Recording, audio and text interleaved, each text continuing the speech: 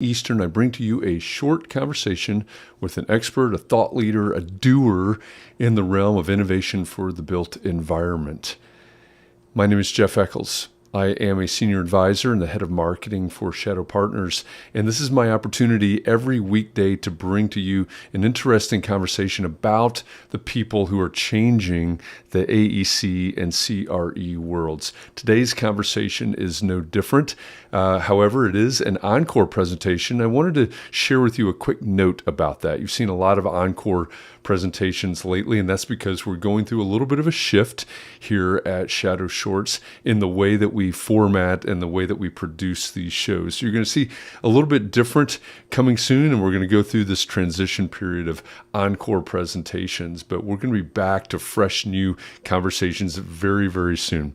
Until then, enjoy this conversation with my friend and fellow broadcaster, I guess, Christian Giordano. He is the president of MANCINI DUFFY in New York. He's also the host of the Anti-Architect podcast, which is one of my favorites. Christian and I have a great conversation about your internal IP and investing in your internal IP. Pay attention to this conversation. I think it's a really good one. I think it's really eye-opening, and I think you're going to enjoy it. Until then, enjoy this conversation with Christian, and I'll be back again tomorrow with another Shadow Shorts.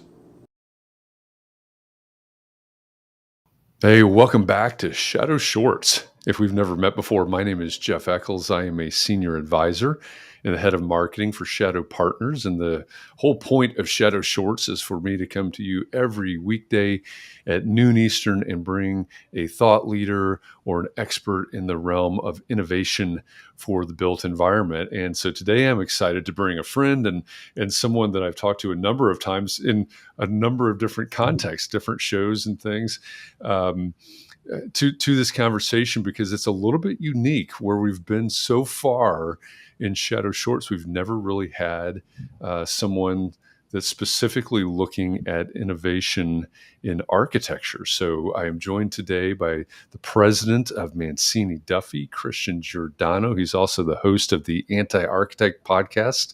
And Christian is in New York today in the MANCINI DUFFY headquarters. Christian, thanks for joining me today. I'm looking forward to this conversation. Jeff, as always, thanks for having me as your guest. It's great to have you. I love our conversations. One, just because I think we click really well, but also I'm fascinated by what you do at MANCINI DUFFY and how you do it, why you do it, and how you do it. Like I said, we don't hear a lot about true innovation, as I would define it, in architecture practices. We hear about digital transformation. Hey, we're going to move from AutoCAD to Revit, or we're going to try to eke 5% more out of Revit, or something like that. We're going to add something to our tech stack. But what you're doing at MANCINI DUFFY is a little bit different. And I know you go about it. You've got your design lab. You think about things a little bit differently. So what's different about the way that you're approaching the practice than, say, a lot of the other firms that are out there with, I'm not going to name any, but what's different about the way that you look at your practice? Yeah, I mean, I think the way that I think I look at innovation just in general is that it isn't just sort of incremental steps, right? It's a completely different way of approaching a problem.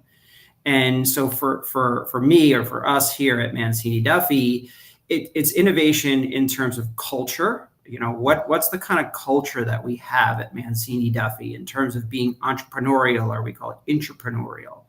And then there is, more, let's call it more traditional innovation from the tech side of things. And as you said, we have an entire room dedicated called the Design Lab.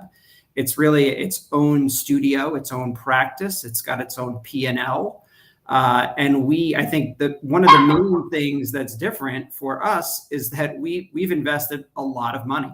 Almost all of the profits that we've generated over the last 5 years have gone back into the Design Lab. We believe so down to our core that we need to find what's next for the architecture practice that we're willing to invest essentially all of our money. And that means that we have 3 full-time programmer developers that work in that lab that develop custom software for us, but that are also experimenting day to day. So, we're looking at robotics. We're looking at, and when I say robotics, it's, this idea of connecting the entire design process. So we invite our clients in, we show them sort of the secret sauce or what's under the hood. We open that process up to the client. And then from there, we want to connect that, and we want to be able to, whether that's build it in terms of a 3D print or a robotics building a portion of the built environment, or maybe it's drones trying to assemble portions of an interior or an exterior. We're not trying to take things away from contractors. We're just trying to experiment and see what that, and I tell you, it's gone from a very simple idea of we wanted to 3D print a chair because we thought that the chair that you rent when you have a backyard party was ugly and we could improve upon it, all the way to inventing our own drone technology and our own scanning technology and really coming at it from a totally different perspective.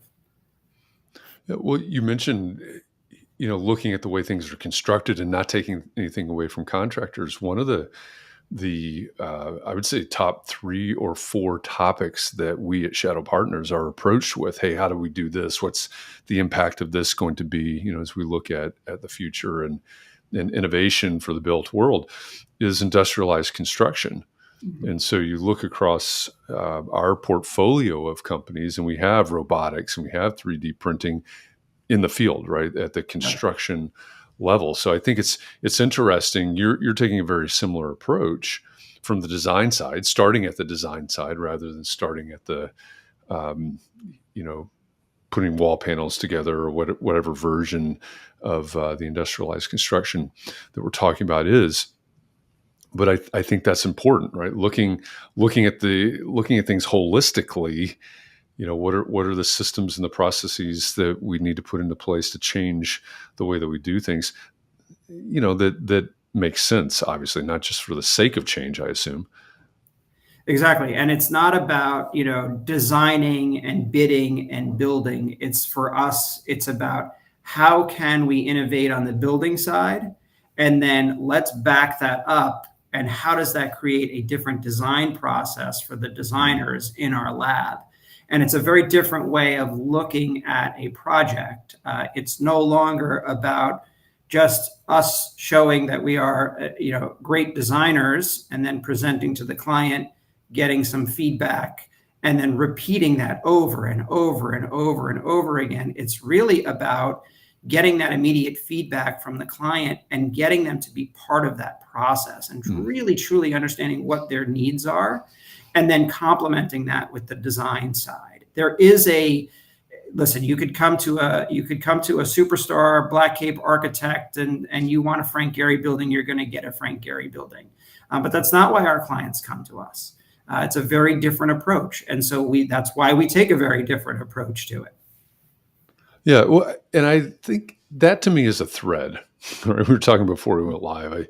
I teach pro practice at the graduate and undergraduate level, and we talk about project delivery and all types of things. And I think the thread, whether it's in a pro practice class or an architecture firm talking about project delivery or industrialized construction, et cetera, I think the thread is this holistic view. It's from the client all the way through the design, through the construction, et cetera.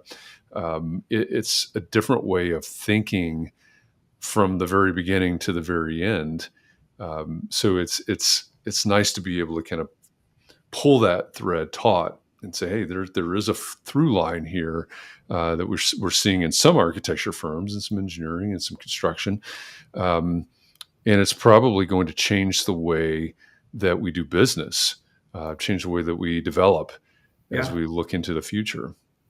I love that you teach professional practice because knowing a bit about your background and Yeah. especially where you are at Shadow Partners, when I took professional practice in architecture school, I couldn't tell you anything about what we talked. Maybe we looked at AAA contracts. I don't even know. We wrote proposals. I think I remember that. But there was nothing about the practice of architecture in Right. terms of what it could be in the Mhm. future. And I feel like right now we are finally at the point in the practice of architecture where it's such a good education, it's such a well-rounded education. And now you've got obviously technology and computing that's part of this. And it can take the architecture profession to the next level. And so here at Mancini Duffy, we try what we call entrepreneurialism. I am very much a believer that if you have an idea, well, we can support it.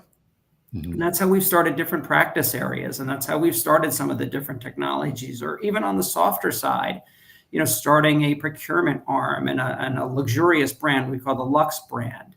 It's a very different sensibility in terms of the way you're taught in architecture school, but you're using all of those parts and pieces. In an ideal world, I'd have a doctor, if we could pay them, I'd have a doctor run the healthcare practice. I'd have a pilot run the aviation practice. To me, we can learn so much from these other professions, but as architects, we can kind of pull it all together and create even a better experience for the users. Yeah, yeah, that's a great point. And so, if as you look out, we're mid 2023 at this point, or just past the midpoint. So look out towards the end of 23 and 24 and 25 and beyond with your approach, the Mancini Duffy approach to experimentation, design lab, and everything that you've got going on. How do you, what excites you the most about what your practice could be 6 months, a year, or 5 years from now? And do you see the possibility that other firms, others that are not Mancini Duffy, can they do what you're doing? Yeah, I mean, I'm sure other firms could do what we're doing. Some of the large firms certainly have the resources. The Mhm. question is, do they have too much of a corporate structure to kind of get in the way of all of those things? And I think at our firm, we're about 100 people. It's a good size where we're big enough, but we're not that small, where we can take time away. We can put people on non-billable things. I mean, billability is a huge thing in any architecture firm, which, trust me, I understand. So we're in that sweet spot where we can be nimble and kind of chase some rainbows when we want to chase Mhm. some rainbows, and kind Yeah. of dial it back when we want to dial it back. I think the answer of sort of the excitement towards the future is, I don't know. And as I said, we started with that chair and we went on such a tangent. We have a housing product that we've developed that's like no other housing product that exists.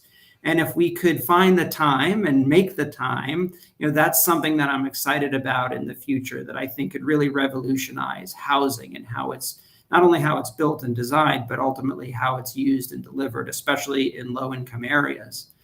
So there's those aspects of things. But again, I make an announcement. We have a once a month meeting, all in meeting, and I'm constantly pressing everyone for new ideas. What are some of your ideas? Speak up. And we thought of a lawn mowing app, that we thought would be an amazing thing that we could bring to Shark Tank. Turns out somebody already had invented that. So as far as I'm concerned, we can do anything. You just got to bring the idea to us. Sure. Yeah, that's fantastic. It sounds like a fun place to be. It actually, I mean, I guess that's a segue to a shameless plug. We just opened the application period for our fall cohort of the Shadow Partners Incubator. So if there's anybody out there that is working to solve big AEC or CRE problems, you need to apply for the incubator. Or if there's anybody out there that would like to be a mentor in that program, that's just as important. We match mentors up with teams. But what you're talking about really reminds me of an incubator. It's also the way that I I run the class with my graduate students. What are the ideas and how do we develop those ideas? So Yeah. that's really exciting. When do you think, as you look out into the future, is there a possibility, and this may be 10 years, 15 years, 20 years, is there a possibility that somebody looks at MANCINI DUFFY in the future and says, I don't even recognize that entity, that organization, as what we would think of as a traditional architecture practice? I hope so. That is ultimately the goal. I think that those that know MANCINI DUFFY from back in its tradition, it's a 100-year-old firm, which is kind of nice. And if you trace those roots back, it has definitely evolved, decade after decade, and it's a very different firm than it was 10 years ago when I started. And it, in order to be relevant, it certainly needs to be different in 10 years from now, for sure. I think there are things coming our way, which, for good or for bad, may or may not change the industry. I think AI as a buzzword is an interesting thing for architects. I don't know if it's going to actually take over anybody's job. To me, it's another tool. I'm actually astonished that it's such a big deal all of a sudden, because I feel like we've been using it for 4 or 5 years now, at least, especially when it comes to image creation. And again, it's a tool. It's a great tool. It could be an amazing tool. But I don't want to see it just take over bits and pieces of the profession. To me, that's not really using, technology for what it should be used for. It should be pushing the profession, not taking over, mundane tasks. Right, right. So last question, because this is Shadow Shorts. The big takeaway, there's a president, there's a CEO out there of another firm, and they're thinking, okay, yeah, we've got a very traditional practice. I know we need to do something. Like, I love the way you just said it. In 10 years, in order to be relevant, there has to be change.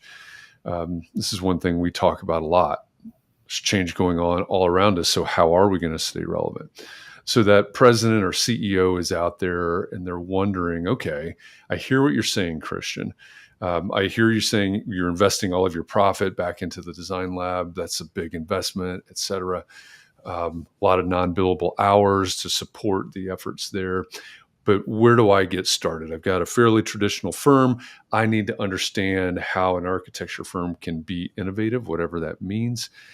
Where do I start? So what would you tell that CEO or that president of that architecture firm? Yeah, I would say it's very much in line with how I got started. The president and CEO of MANCINI DUFFY, when I was buying the firm from him or beginning that process, he gave me the leeway to make the changes that I needed to make. And I know it was painful for him. And we've talked about it in years, subsequent years later. But he allowed me to do what I had to do. And he would say, I know you're doing it from a good place. I don't agree with it at all, but just do it. And I think for that CEO and the owners of those companies, look, the architecture world it's an old person's sport, right? I mean, you don't get good until you're 30 years into this profession, let's be honest. But that doesn't mean that the raw talent that you've just hired out of school, or the person that's been working with you for the last 10 years that's looking for their next step, can't be that creative person. And so my advice would be, talk to the staff, spend some time with them and say, what do you want to accomplish? Where do you see innovation potentially in our firm? Where can we start? Give them a little bit of a carrot to start with and let them loose, and know that it may or may not work. I mean, we've gone down the road with all sorts of nonsense that we've pulled the plug on because this is just kind of dumb. Like, well, what are we doing here? We're going down a weird rabbit hole. But it led us to the next thing, and then ultimately to the next thing, and so on and so forth. So it's truly about being vulnerable for that CEO, opening up to their people and saying, look, I don't have the answers for what the next 10 years or 20 years is going to bring our firm, but maybe someone here does. Yeah, that's great advice. And for, if you're out there, if you are a leader in an architecture firm, think about what Christian's saying here, right? Think about relevance and the tools. There's a difference between digital transformation and innovation, and that's a line that we need to draw. Christian, thank you for this conversation. It's very enlightening. I'm sure it was very eye-opening for a lot of our viewers, a lot of our listeners. One thing I do want to do is, if you want to learn more about MANCINI DUFFY, there's the URL in the bottom left-hand corner of your screen right now. It's manciniduffy.com. There is a tab for the Design Lab. But their menu at the top of the website there, you can learn more about it and listen to Christian's Anti-Architect podcast. You can find it wherever podcasts are listened to, wherever you download them from, and you'll hear some more eye-opening conversations as you listen to that, or ear-opening maybe is the way to say that. As you listen to the Anti-Architect. And it also leads me to the point that these are the types of conversations. We talked about industrialized construction a little bit. Shadow Summit is coming up. It's the 7th annual Shadow Summit. It's in Atlanta this year, October 24th through 26th. These are the types of conversations that we'll go deep in the weeds on. We call it a summit because it is a place for executives from all across the AEC world, all across the commercial real estate world, to get together and really set the agenda for what we'll do and what we'll talk about for the coming year. So shadowsummit.com is where you can find more information there. We're continually updating the website. More speakers will go up on that page here very soon. More about the agenda as well. But in order to get one of the few tickets that are left, it's intentionally intimate. There's only 200 seats available. That's all the seats that are in the theater, in the auditorium. So that's the limit.